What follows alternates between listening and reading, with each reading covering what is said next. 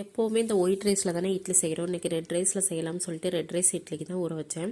1 tumbler red rice, அதுக்கு 1 tumbler ரேஷனில் வாங்கின புழுங்கரிசி, அதுக்கடுத்து 1/2 டம்ளர் உளுந்து, கொஞ்சம் வெந்தயம், இது எல்லாத்தையும் நல்லா வாஷ் பண்ணிடுங்க. வாஷ் பண்ணிவிட்டு ஒரு 6 ஹவர்ஸ் ஊற வச்சுட்டாலே நல்லா ஊறிடும்.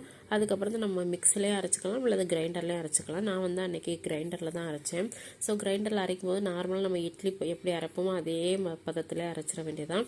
நல்லா அரைஞ்சி ஒரு 10 மினிட்ஸ்லேயே நல்லா அரைச்சிருது.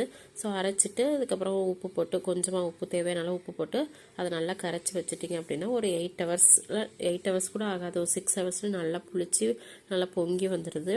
அதுக்கப்புறம் நமக்கு நார்மலாக இட்லி மாதிரி ஊற்றி எடுத்து சாப்பிட்டோம் அப்படின்னா நல்லா செம்ம சாஃப்டாக சூப்பராக வருது இட்லி. நான் இதான் ஃபஸ்ட் டைம் ட்ரை பண்ணேன், சூப்பராக வந்தது. நீங்களும் ட்ரை பண்ணதில்லைன்னா ட்ரை பண்ணி பாருங்கள். நாங்கள் அன்றைக்கி சிக்கன் குழம்பு வச்சு தான் சாப்பிட்டோம், நல்லா டேஸ்ட்டாகவே இருந்தது. இது ரெட் ரைஸில் பார்த்திங்கன்னா நிறைய அயன் இருக்குது, மெக்னீஷியம் இருக்குது, நிறையா விட்டமின்ஸ், நியூட்ரியன்ஸ்லாம் இருக்குது, ஃபைபர் கண்டென்ட்டும் அதிகமாக இருக்குது, ஆன்டி ஆக்சிடென்ட்ஸ் நிறையா இருக்குது, சுகர் லெவலை கண்ட்ரோல் பண்ணும், டைஜஷனை இம்ப்ரூவ் பண்ணும், அது நல்ல பேலன்ஸ்டு டயட்டாக இருக்கும். ஸோ நீங்கள் அடிக்கடி இதை வாங்கி சாப்பிடுங்க, ரொம்ப நல்லது. வேறு ஒரு வீடியோவில் பார்க்கலாம். தேங்க்யூ.